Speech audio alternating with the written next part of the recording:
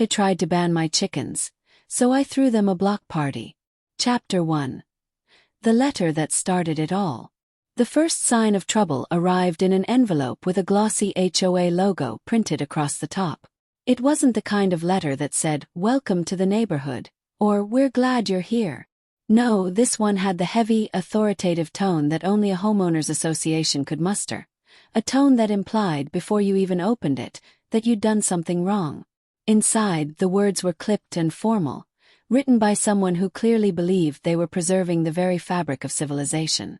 You are hereby notified that the keeping of livestock, specifically poultry, is in violation of Section 4, subsection B of the Community Residential Guidelines.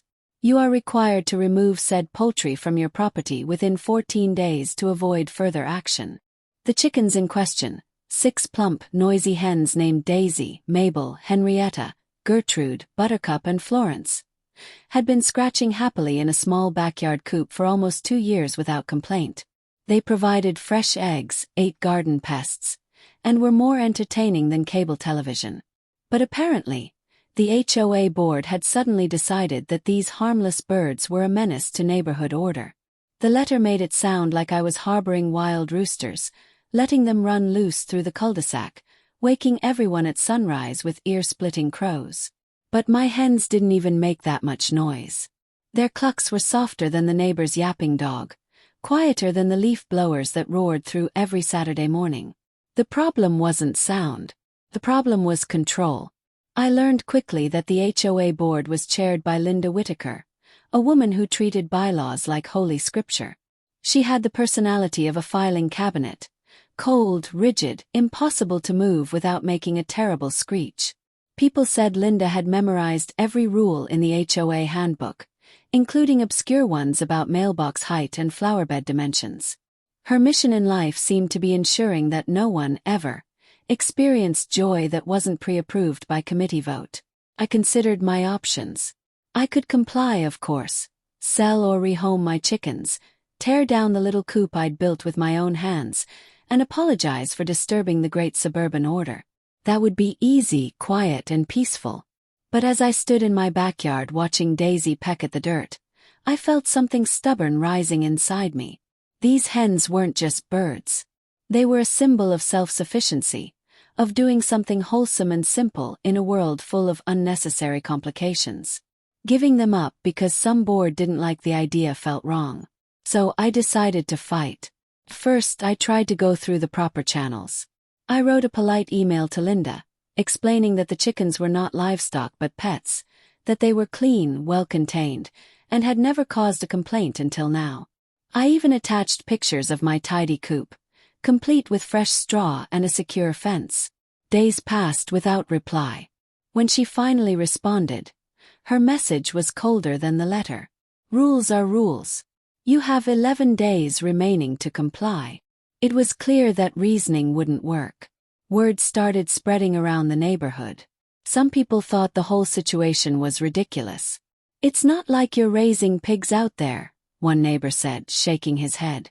Others stayed quiet, clearly afraid of drawing the HOA's attention. That was the way Linda liked it, keeping people nervous so they wouldn't step out of line. I spent that night sitting on my porch, thinking. The moonlight spilled over the yard, and I could see the faint shapes of my hens huddled together in their coop. They looked peaceful, unaware that an eviction notice was hanging over their little heads. I realized that if I wanted to win this battle, I couldn't play defense. I'd have to go on offense. And then it hit me. If Linda wanted to make a spectacle of my chickens, I'd give her one she'd never forget. Not by hiding them but by putting them on full display. I'd throw a block party, the kind with music, food, decorations, and at the center of it all, my 6 beloved hens as the guests of honor. But this wouldn't be just any party. I would make it the event of the summer, something so big, so full of neighborhood spirit, that the HOA would look like heartless tyrants if they tried to shut it down. If they wanted to play politics, I'd show them how it was done. The next morning I started planning. Invitations would go out to every house. I'd hire a local food truck, set up tables with fresh omelets made from the eggs my hens laid, and bring in live music from a friend's band. I'd even get little name tags for each chicken, so every kid in the neighborhood could meet them properly. The best part: there was nothing in the HOA handbook that banned block parties. If they tried to stop me, they'd have to explain why. And no one wanted to be the board that shut down a family-friendly event with free food and music. The clock was ticking. I had less than 2 weeks to turn my backyard into the most talked-about spot in the neighborhood. And deep down, I knew this wasn't just about chickens anymore. This was about standing up to the kind of small, petty authority that counted on people being too afraid to push back. As I printed the first batch of invitations, I could almost picture Linda's face when she realized what I was about to do. She thought she'd scare me into submission with a stern letter. But all she'd done was give me a reason to throw the wildest party our cul-de-sac had ever seen. And this was only the beginning. Once the decision was made, the days began to blur together. Every morning before sunrise, I would feed the hens and collect their eggs, but my mind was already racing ahead to the party. I needed everything to be perfect, not just fun but strategic. If this block party was going to protect Daisy, Mabel, Henrietta, Gertrude, Buttercup, and Florence, it had to win the neighborhood over completely. I started by walking door to door with a stack of colorful invitations. Most people were friendly when I explained the idea. Fresh eggs, live music, great food. Come meet the chickens, I would say, watching their faces light up. Parents loved the thought of something wholesome for their kids. Retirees smiled at the idea of a relaxed afternoon with neighbors they rarely saw anymore. The only people who didn't seem thrilled were the board members. I caught sight of Linda Whitaker one afternoon while she was trimming the rose bushes in her front yard. She watched me walk past with the invitations tucked under my arm, her eyes narrowing. I could almost hear her calculating whether the HOA handbook had a clause against spontaneous community joy. If she spoke, I didn't hear her. She simply went back to snipping those roses with a look that could have cut steel. By the third day, half the neighborhood had RSVP'd. I made calls to secure a food truck, a small local business happy to park in my driveway and serve omelets, sandwiches, and coffee. A friend from college agreed to bring his acoustic band. Another neighbor offered folding chairs, while someone else promised to bring desserts. It was coming together faster than I'd dared to hope. But there were signs of trouble. Flyers appeared mysteriously on doorsteps. Remember HOA rules. Livestock is prohibited. Do not support violations. They weren't signed, but I didn't need a handwriting expert to guess who was behind them. The board had clearly decided to wage its own quiet campaign. Rather than panicking, I doubled down. I took photos of the hens looking adorable in the yard, posted them on the community Facebook page with cheerful captions like, "Get ready to meet the ladies." The more Linda tried to paint them as some kind of nuisance, the more people saw how harmless they really were.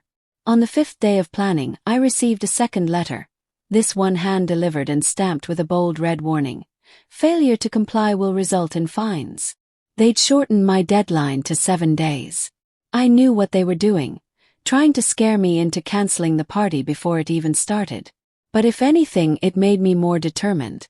The chickens weren't just pets now, they were a cause. Neighbors started dropping by with words of encouragement, offering to help set up tents or bring coolers of ice. One even said, "If they fine you, we'll pass the hat to cover it." Each night, I lay awake imagining how Linda would react when she saw the street full of laughing families, tables of food, and kids petting Daisy or Buttercup like they were furry celebrities. The board wanted to make an example of me. Instead, I would make an example of them, showing everyone that the HOA's power only worked if people stayed silent. The morning of the party crept closer, and the preparations grew frantic. Decorations went up, borrowed speakers were tested, and every corner of the yard was scrubbed and polished.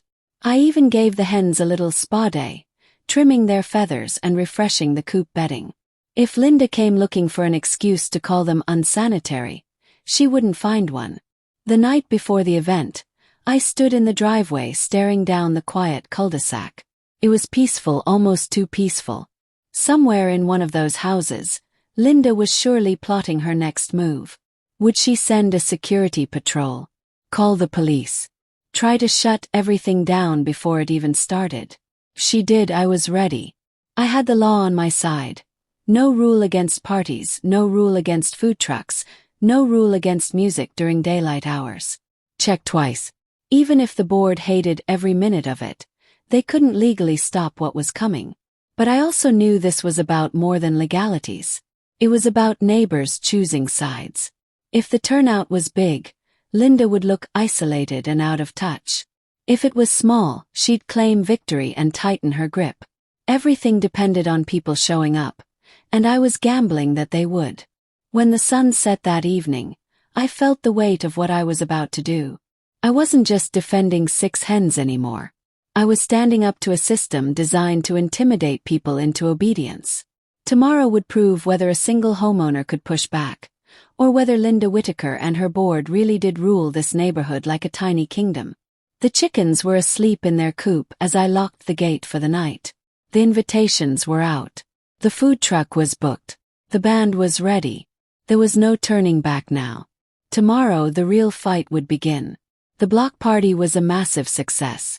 Families filled the street, kids played with the hens, and the food truck sold out. The HO showed up furious, but they were drowned out by laughter and applause. Faced with overwhelming neighborhood support, they backed down. The chickens stayed, the fines vanished, and even Linda Whitaker couldn't deny defeat. In the end, what began as a petty rule fight turned into a celebration of community, and 6 happy hens kept their home.